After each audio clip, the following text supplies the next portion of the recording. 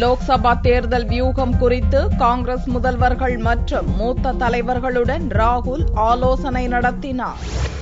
டெல்லி, மத்திய பிரதேசம், ராஜஸ்தான், சத்தீஸ்கர் மாநிலங்களில் அண்மையில் நடந்த சட்டசபை தேர்தலில் காங்கிரஸ் படுதோல்வியை தழுவியது. இதையடுத்து கட்சிக்குள் மிகப்பெரிய அளவில் மாற்றங்களை செய்ய வேண்டிய அவசியமாகிவிட்டது என்று காங்கிரஸ் துணைத் தலைவர் ராகுல் கருத்து தெரிவித்தார். இந்நிலையில் லோக்சபா தேர்தல் வியூகங்களை வகுப்பதற்காக காங்கிரஸ் ஆளும் மாநில முதல்வர்கள் மற்றும் மூத்த தலைவர்கள் ஆலோசனைக் கூட்டம் டெல்லியில் வெள்ளியன்று ராகுல் முன்னிலையில் நடந்தது. கர்நாடக முதல்வர் சித்தராமையா, மகாராஷ்டிர முதல்வர் பிருத்விராஜ் சவான், கேரள முதல்வர் உம்மன் சாண்டி, ஆந்திர முதல்வர் கிரண்குமார் ரெட்டி, ஹரியானா முதல்வர் பூபிந்தர் சிங் ஹூடா, உத்தரகாண்ட் முதல்வர் விஜய் பகுகுணா, ஹிமாச்சல் பிரதேச முதல்வர் வீரபத்ர சிங் உள்ளிட்ட 12 மாநில முதல்வர்கள் மற்றும் மூத்த தலைவர்கள் ஏ.கே. அந்தோணி, சுஷில்குமார் ஷிண்டே, சிதம்பரம், அகமது பட்டேல், ஜெயராம் ரமேஷ், திக் விஜய் சிங், ஜனார்த்தன திவேதி, கபில் சிபல் உள்ளிட்டோர் கலந்து கொண்டனர். மத்திய பிரதேசம், ராஜஸ்தான், சத்தீஸ்கர், குஜராத், கோவா போன்ற பாரதிய ஜனதா ஆளும் மாநிலங்களில் லோக்சபா தேர்தலில் காங்கிரசுக்கு குறைந்தளவு வாய்ப்பே இருப்பது குறித்து கூட்டத்தில் விவாதிக்கப்பட்டது. எனவே காங்கிரஸ் ஆளும் மாநிலங்களில் உள்ள லோக்சபா சீட்களை தக்க வைப்பது குறித்து ஆலோசிக்கப்பட்டது. மேலும் விலைவாசி உயர்வை கட்டுப்படுத்துவதற்கான வழிவகைகள் மற்றும் உணவு பாதுகாப்பு சட்டம் குறித்து மக்களிடையே விழிப்புணர்வு ஏற்படுத்துவது உள்ளிட்ட விஷயங்கள் குறித்தும் கூட்டத்தில் கலந்துரையாடப்பட்டது.